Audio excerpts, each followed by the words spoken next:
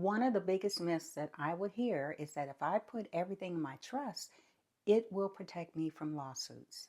Well, the reality is not all trusts are created equal.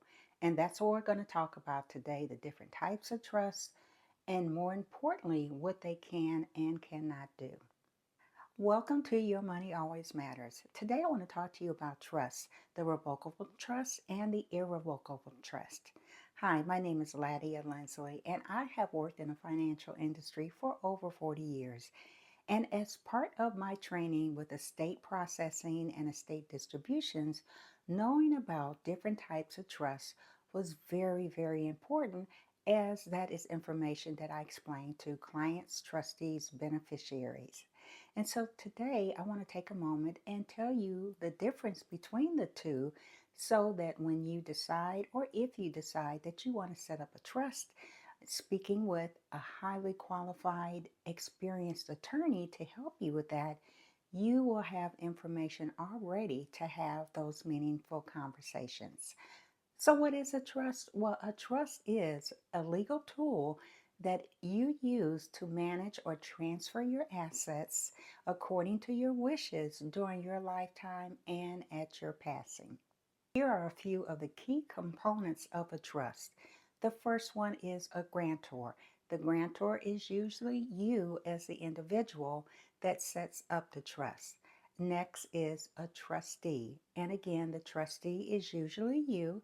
Some trusts may have two trustees at the same time working together, or, and highly recommended, that your trust has a successor trustee in case anything happens to you. The next thing is the beneficiary of the trust, and usually you are the beneficiary of your trust. And a lot of times you may have family members that are also beneficiaries within your trust, and that is guided by the provisions or the things that you want to see within your trust document. Now, why do people set up trusts? Well, whether it is a revocable or an irrevocable trust, a lot of the reasons are generally the same. Now, the difference between the trusts are very important when you're looking at that step.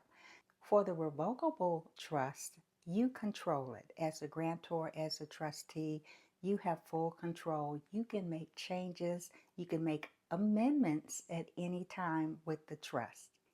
It also avoids probate, and it is a private instrument for you. Not going through probate, not having everything listed for public view, the trust is very instrumental in doing that for you. The revocable trust also provides for your incapacitation. So if you become incapacitated for any reason, that is where your successor trustee that you named within the trust document would step in and continue to manage the trust and your assets. Now, here is a very highly misconception about the revocable trust. A lot of people believe that having a revocable trust will protect them from the creditors. And generally, no.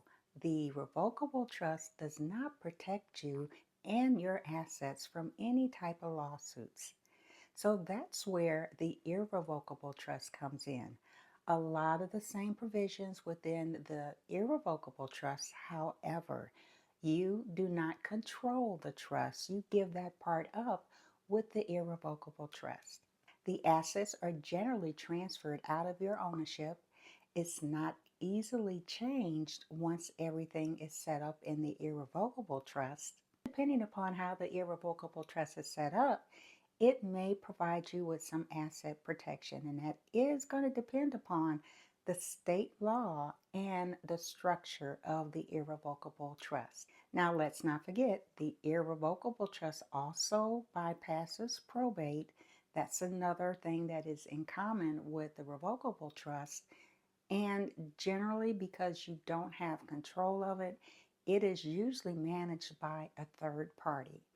So an irrevocable trust has some of the components that are the same, but a lot of components that are different. And knowing those differences are very important in terms of what type of trust would fit for you and for your family. And so that's the other question. Is either the revocable trust or the irrevocable trust right for you? Well, that really depends upon your circumstances, your tax considerations, how you want the assets, what type of ownership that you want to have over it. It also depends upon if you need or want asset protection with your trust. And once again, by having these conversations with a qualified attorney that specializes in setting up trust is very important to make sure that you have the right trust instrument for you and for your family. Thank you for joining me today. And in my next video, I'm going to talk about should you put your home in a trust because your money always matters.